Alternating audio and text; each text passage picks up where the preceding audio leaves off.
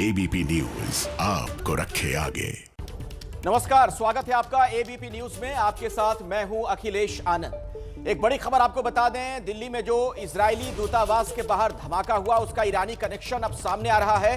मौके से जांच एजेंसियों को एक चिट्ठी भी मिली है। इस बीच एक बड़ी जानकारी और है। भारत में इजरायल के राजदूत ने एबीपी न्यूज से कहा है, इजरायली दूतावास निशाने पर था। यह इजरायली राजदूत का कहना है। यह बड़ा महत्वपूर्ण है। दोनों देशों के राजनयिक संबंधों के 29वीं सालगिरह के मौके पर यह बात कही गई है। यानी इजरायल की तरफ से यह बात खुद कही जा रही है कि हमले के पीछे अंतर्राष्ट्रीय साजिश है। भारत में इजरायल के राजदूत ने एबीपी न्यूज से कहा कि इजरायली दूतावास निशाने पर था। तो इस वक्त यह बड़ी खबर निकलकर सामने आ रही है। यह बात धीरे धीरे अब साफ कि इजरायली दूतावास को ही टारगेट किया गया था और उसके पीछे एक तरीके से लग रहा है कि इजरायल पर निशाना साधना। बातचीत करने के लिए कई खास मेहमान हमारे साथ मौजूद हैं, हमारे कई सहयोगी भी हमारे साथ जुड़े हुए हैं। लेकिन पहले मैं आपके पास आना चाहूंगा, दिल्ली पुलिस में आप डीसी पे रहे एलन राव साहब। ये जो इजरायल की तरफ से स्वीकार की गई है ये बात, उनके दूतावास का जो कहना है, उनके जो हमारे यहाँ राजदूत हैं उनका ये कहना है कि हाँ, इजरायल के दूतावास को ही टारगेट किया गया। इसका मतलब हम साफ तौर पर निकाल सकते हैं कि अंतर्राष्ट्रीय साजिश है, ये साफ है।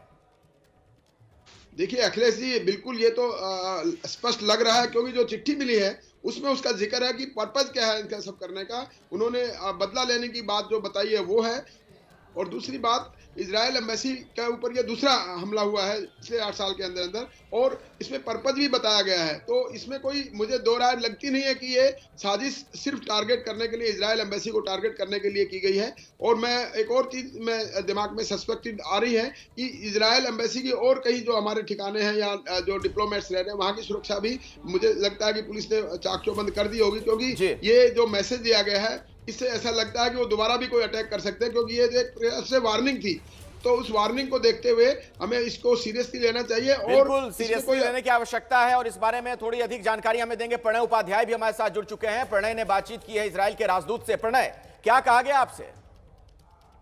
देखिए, इजरायल के राजदूत डॉक्टर रान मालका ने एबीपी न्यूज से बातचीत की है और उन्होंने कहा है कि हम इस चीज के ऊपर पूरा भरोसा जताते हैं जो खासतौर पर सुरक्षा दी जा रही है इजरायल को, उसके एम्बेसीज को, उसके मिशन को, उसके डिप्लोमेट को, और पूरा विश्वास है कि जल्द ही इस साजिश का भी पता चलेगा। उनसे हमने पूछा कि जो लिफाफा मिला है, जिस तरीके के टेलटेल साइंस मिले हैं, उससे शक की सुई किस तरफ जा रही है। तो उन्होंने कहा कि फिलहाल ये इन्वेस्टिगेशन का हिस्सा है और इसके लिए अगर जरूरत पड़ती है तो इस सहयोग के लिए इजरायल पूरी मदद देने के लिए तैयार है। इजरायल अगर भारत की एजेंसियों को किसी तरीके की जरूरत की होती है तो इजरायल की एजेंसीज भी इस मामले में सहयोग कर रही हैं और इस पूरे मामले में साजिश का पता लगाया जाएगा। उन्होंने भी इस चीज का जिक्र किया कि ऐसे दिन ये हमला किया गया, उस दिन ये साजिश की गई जिस दिन भारत और इजरायल अपने पूर्ण कूटनीतिक संबंधों की 29वीं सालगिरह मना रहे थे। निश्चित रूप से इसके निशाने पर इजरायली एम्बेसी थी। और अखिलेश, आपको ध्यान होगा 2008 के आतंकी मुंबई का जो आतंकी हमला हुआ था उसमें भी हमने देखा था कि चाबाद हाउस को निशाना बनाया गया था। 2012 के अंदर इजरायली एम्बेसी के बाहर बम धमाका हुआ था। ठीक है, एक दशक के अंदर ये दूसरी घटना है जहां इजरायली एम्बेसी को निशाना बनाया गया है। तो निश्चित रूप से ये कहीं न कहीं एक संदेश देने की कोशिश है। ये जो टेलटेल साइंस है, ये सारी चीजें जांच का हिस्सा है। इन्वेस्टिगेशन इस समय हो रहा है, लेकिन उन्होंने इस चीज का भी आश्वासन दिया, इस चीज का भी भरोसा दिया कि इनसे भारत और इजरायल के जो सुरक्षा सहयोग है, आपस की जो साझेदारी है, वो और मजबूत होकर उभरेगी। जी अखिलेश। प्रणय, बहुत बहुत शुक्रिया इस जानकारी के लिए आपका। अब मैं रुख करना चाहूंगा, हमारे साथ रिटायर्ड मेजर जनरल के सिन्हा साहब जुड़े हुए हैं। सिन्हा साहब, आपको क्या लग रहा है कि इसके पीछे अहम वजह, प्रमुख वजह क्या हो सकती है कि भारत की जमीन से इजरायलियों को टारगेट किया जा रहा है? देखिए अखिलेश जी, इसका एक सीधा सा वजह है, जिस तरह से भारत और इजरायल की दोस्ती सामने आई है और खास करके जो दिन चुना गया 29 जनवरी का, जो हमारे डिप्लोमेसी के और हमारे संबंध के एक प्रगढ़ दिन है, उस दिन को चुना गया। और उस समय चुना गया जब वहां पर आपको पता है, जब बीटिंग रिट्रीट के अंदर में बहुत ज्यादा सुरक्षा व्यवस्था होती है और ये जो एम्बेसी का इलाका है वो हमारे सेकंड टियर डिफेंस के अंदर में आता है। तो ऐसे उस समय भी वहां पर काफी चीजें सुरक्षा, और देखिए ये जिसने भी किया है उसने इस स्टाइल को चुना है एक चुनौती के तौर पर, और उसके बाद किया है। उसने बहुत बड़ा रिस्क भी लिया था कि पकड़ा जा सकता है। तो इन चीजों को आप समझें। आज देखिए जो मेन चीज है, भारत और इजरायल और उसमें साथ मिल गए हैं यूएई और सऊदी अरेबिया। इनका एक गठबंधन बन रहा है जो मिडिल ईस्ट के अंदर में बहुत बड़ा वेस्ट एशिया में योगदान देने वाला है और योगदान दे रहा है। देखिए 29 बिलियन डॉलर का इन्वेस्टमेंट आया हुआ है, तो ये नहीं चाहता, और कौन नहीं चाहता।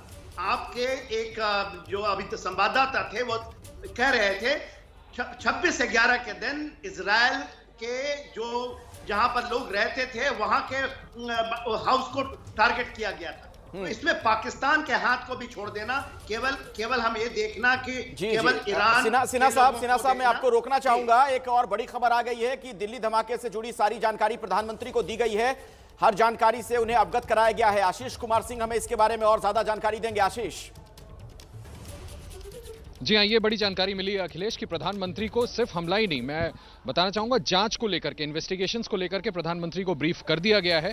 प्रधानमंत्री को पूरी जानकारी दी गई है और इससे आगे मैं आपको ये बताऊं, जो जानकारी अभी अभी मुझे मिली है कि प्रधानमंत्री ने भी ये इंस्ट्रक्ट किया है कि कोई भी स्टोन अनटर्न नहीं छोड़ा जाएगा, किसी भी कीमत पर कल्प्रिट को पकड़ना है। तो ये बड़ी जानकारी हम एबीपी न्यूज पे दे दें कि प्रधानमंत्री को इन्वेस्टिगेशंस को लेकर के ब्रीफ किया गया है और प्रधानमंत्री ने अपनी तरफ से ये कहा है जांच एजेंसियों को और जो सरकारी एजेंसीज इसमें जुड़ी हुई हैं कि किसी भी कीमत पर do not leave any stone unturned, जो भी इसके पीछे दोषी है उसको जल्द से जल्द पकड़ना होगा।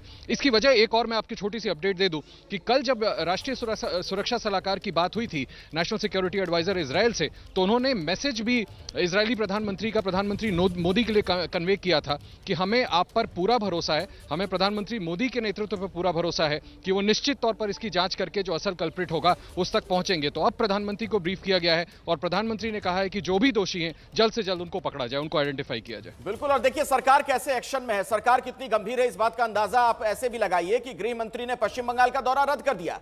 एक रिपोर्ट दिखाते हैं आपको, उसके बाद हम इस चर्चा को आगे बढ़ाएंगे। We don't know yet who is standing behind this blast, but as of now, our assumption that it is a terror attack that is targeted the Israel embassy. Fortunately, nobody is hurt. All the diplomats and the families are safe, and we are working with full cooperation with the Indian authorities to investigate, to put all the pieces and to finalize the puzzle to understand who is standing behind this evil attack. इस खबर से जुड़ी हर जानकारी, हर update लगातार आप तक हम पहुंचा रहे हैं। मैं अब ओम प्रकाश तिवारी का रुख करना चाहूंगा, घटनास्थल पर मौजूद हैं मेरे सहयोगी। ओम प्रकाश, एक और बात अहम है, जो जानकारी सामने आ रही है, ऐसा लग रहा है कि अगर इन सब के पीछे ईरान है भी या कोई और भी अंतर्राष्ट्रीय कोई आतंकी संगठन इसके पीछे है, लेकिन मदद उसे लोकल मिली है, तभी ये कुछ मुमकिन हो पाया है, क्योंकि वो बहुत ही ऐसा इलाका जहां पर आप मौजूद हैं, वीवीआईपी इलाका है और बहुत ही सघन सुरक्षा वहां पर होती है। बिल्कुल अखिलेश, आप एकदम सही कह रहे हैं। साल 2013 में भी यही हुआ था कि बिना स्थानीय लोगों की मर्जी के बिना ब्लास्ट नहीं हो पाया था।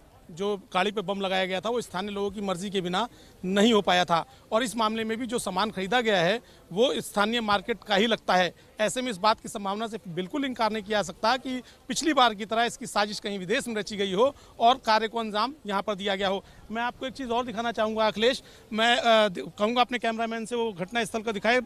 खुफिया एजेंसियों की टीम लगातार घटनास्थल का दौरा कर रही है, विभिन्न खुफिया एजेंसियों की टीम लगातार स्पॉट पर पहुँच रही हैं और अपने अपने नज़रिए से वो घटनास्थल का निरीक्षण कर रहे हैं, क्योंकि हर खुफिया एजेंसी इस मामले को अपने एंगल से देखेगी और अपने एंगल से जांच करेगी और उसके बाद उसका कंक्लूजन क्या होता है उसको जांच टीम को दिया जाएगा और जांच टीम उसके बाद अपनी जांच रिपोर्ट इस मामले में सबमिट करेगी। फिलहाल घटना स्थल पर लगातार दिल्ली पुलिस की special cell, intelligence bureau, research analysis wing, इनके अधिकारियों का लगातार आना जाना लगा हुआ है और हर अधिकारी वहां पर आकर पूरे हालात को, मामले को समझ रहा है और ये देखने की कोशिश कर रहा है कि जो घटना हुई, क्या 2013 में जो घटना हुई थी, क्या इसके तार उसी तरह से इस घटना को भी अंजाम दिया गया। 2013 की घटना से भी इसको जोड़ के वो लोग परख रहे हैं, साथ ही इस मामले को भी जानने की कोशिश कर रहे हैं कि आखिर यहाँ पर बम ब्लास्ट कैसे किया गया होगा। अखिलेश, के सिन्हा साहब, जरा ये बताइए, एक बात इस पूरे मामले में हैरान भी करती है कि जहां पर इतनी जबरदस्त सुरक्षा रहती है, एक तरीके से आप कह लीजिए कि अभेद किला है वो, वहां पर कोई शख्स इस तरीके से बम रखकर चंपत हो जाए और पता भी ना चले। देखिए अखिलेश, बहुत बड़ा सवाल आपने उठाया है और मैं पहले ही कहा था अपने बहुत बड़ा सिक्योरिटी ब्रीच है कि ये फर्स्ट लेयर ऑफ सिक्योरिटी में आता है। ये 1.5 किलोमीटर तकरीबन है ये, जहां पर कल बीटिंग रिट्रीट हो रही थी, तो एक बहुत बड़ा है। मगर देखिए, ये आप मान के चलिए जिसने भी किया है सोची समझी तादाद से किया गया। पहले एक आ रही थी कि 2 इस इलाके, जब रेकी हुई थी तो रेकी 26/11 के अंदर में भी हुई थी। यदि सही बात है, क्योंकि ये तार अभी जुड़ते हुए मिलेंगे और बहुत चीजें आपको मिल गई हैं। आपको कहा जाता है कि शायद अमोनियम नाइट्रेट है जिस कंटेनर में था, एक दुपट्टा। जी सिन्हा साहब, आपके ऑडियो में कुछ दिक्कत आ रही है। फिलहाल वक्त भी मेरे पास इतना ही है। आपका एल.एन. राव साहब का बहुत बहुत धन्यवाद हमारे साथ जुड़ने के लिए। आशीष, मनोज वर्मा और हमारे साथ हमारे सहयोगी ओम प्रकाश तिवारी भी जुड़े हुए थे। आपका भी बहुत बहुत शुक्रिया। एक छोटे से ब्रेक लेने में रुकना पड़ेगा, लेकिन इस बड़ी खबर से जुड़ी हर जानकारी, हर अपडेट सबसे पहले एबीपी न्यूज पर आगे भी आप देखते रहेंगे।